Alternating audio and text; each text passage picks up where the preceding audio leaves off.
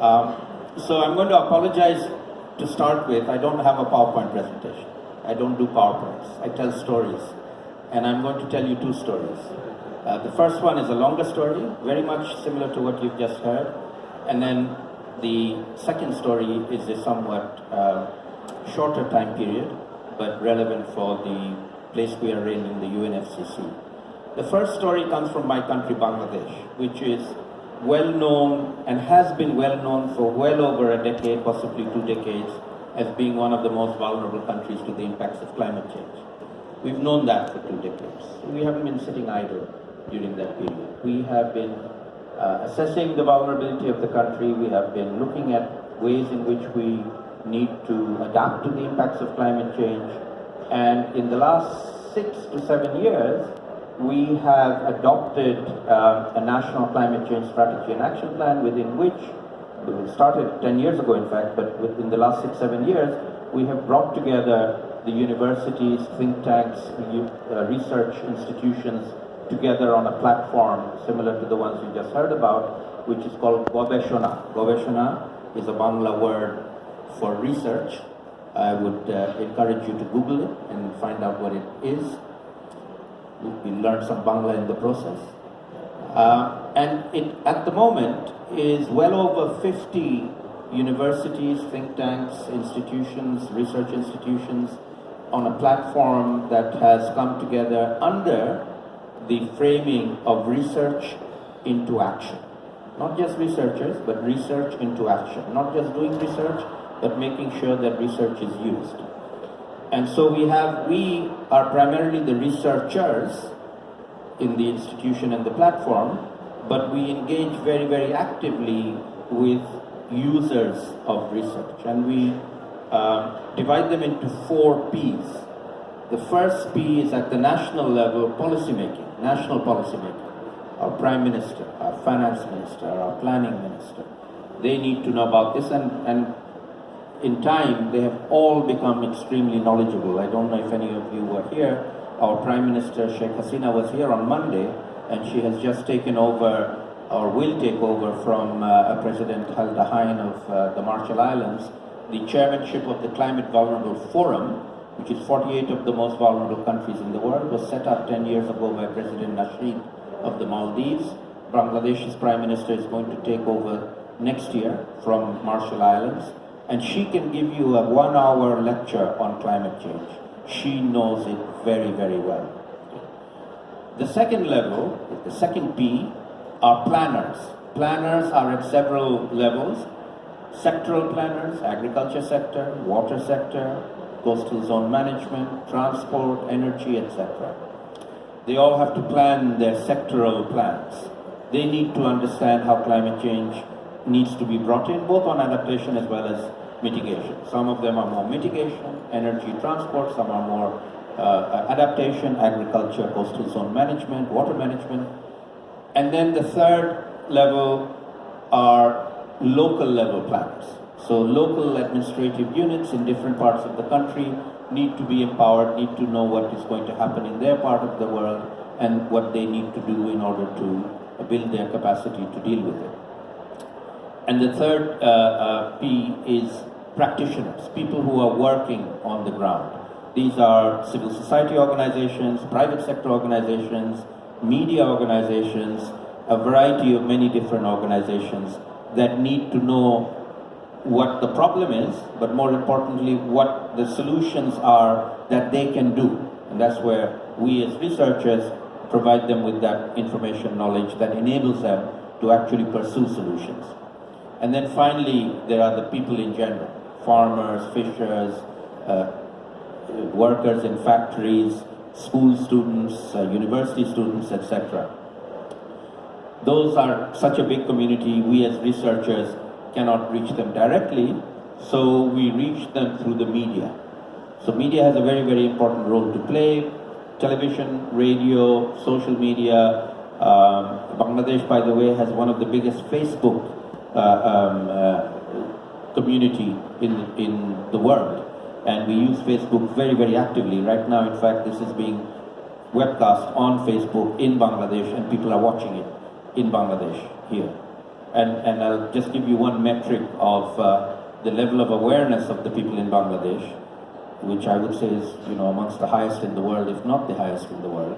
We have currently in Madrid 4 private television channels with their teams, crews here in Madrid, following the COP and reporting back every day to an audience in Bangladesh on their television channels on what's happening in the COP. So they know what a COP is, they know what's being discussed here, they want to follow it every day. What happened on loss and damage, what happened on Article 6. There's an audience in Bangladesh that is following it here. Many of the people in the COP aren't able to follow everything here. It's a level of awareness that has already been created that is now being fed into moving to capacity, to delivering actions. And so one of the things that we do, we have a website, you're most welcome to go and see. We upload publications on climate change in Bangladesh. They have to be both. If they're Bangladesh without climate change, we don't select. If it's climate change without Bangladesh, we don't select. Every new publication we put up on the website, and it's available in a searchable archive. More than 2,500 publications. Demonstrates the breadth of knowledge being generated on climate change in Bangladesh over the years.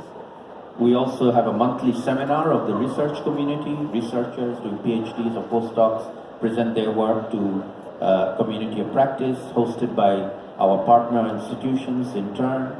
And then we do a big national conference every year in January. We have the next one coming up, which will be the 6th conference in January 2020, which is a 4-day event, and I'll describe the event a little bit. The first 3 days is a science conference, so scientists presenting their research work in plenary and parallel sessions on different themes.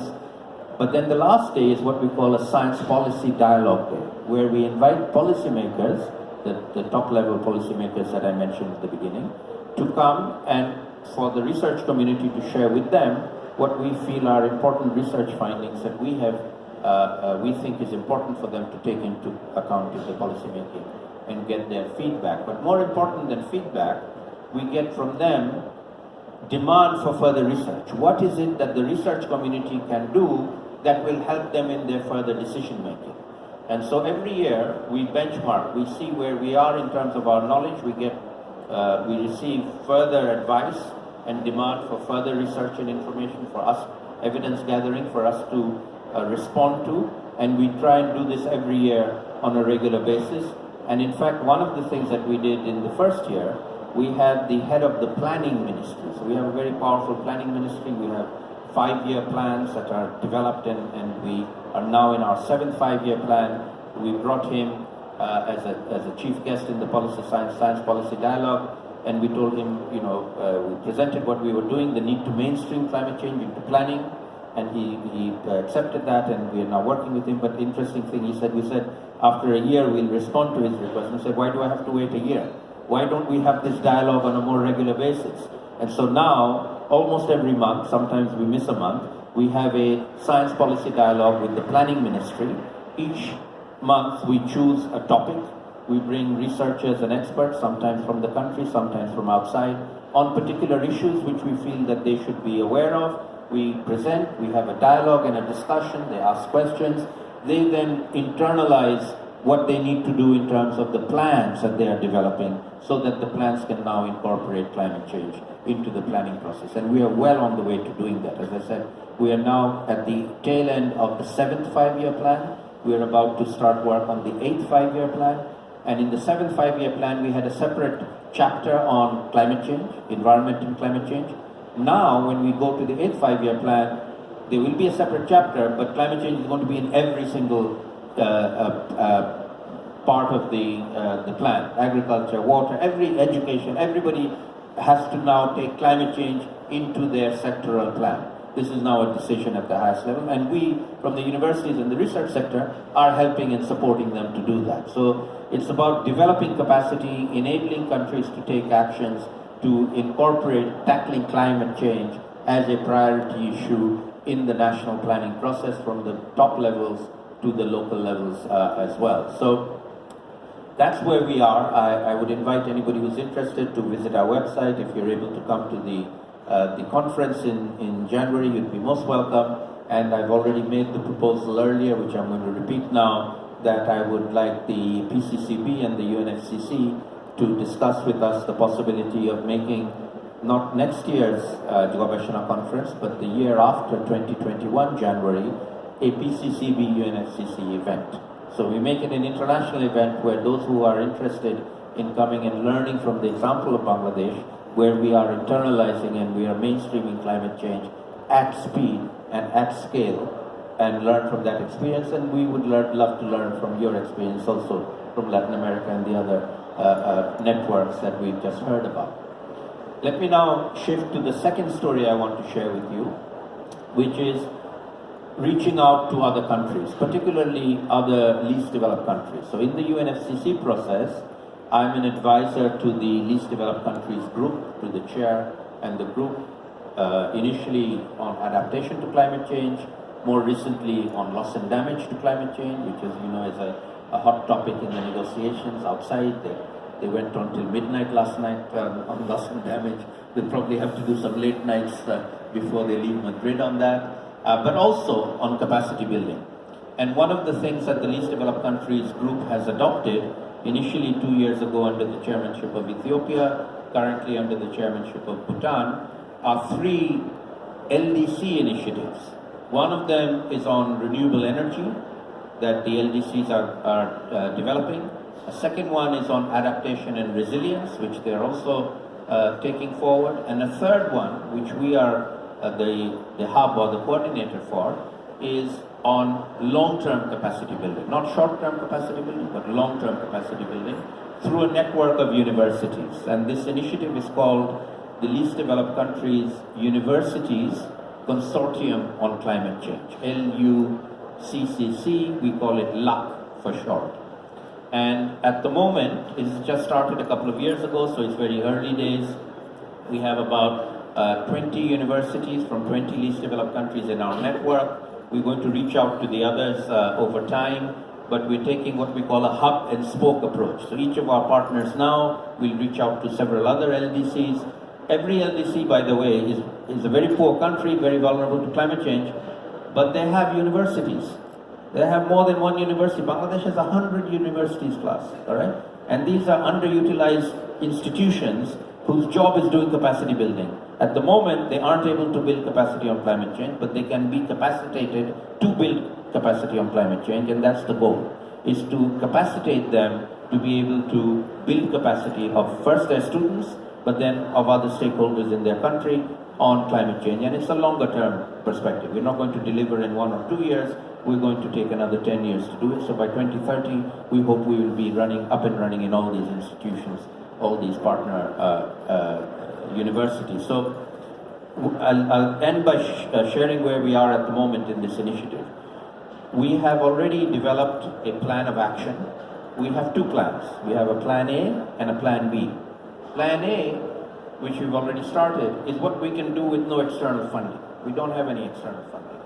But we are doing plan A. We are sharing information with each other. We are networking our students with each other. We are networking faculty. We are having faculty exchange, not with external funding, but with the sending university paying for the ticket and the receiving university looking after that person in the host country. Right? We don't need a donor.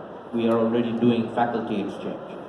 The second plan B is what we could do if we had funding, but we are conditioned. We don't want funding from a donor who wants us to do what the donor wants to do. There's a lot of money for doing things that donors want to do, very little money for funding us to do the things we want to do.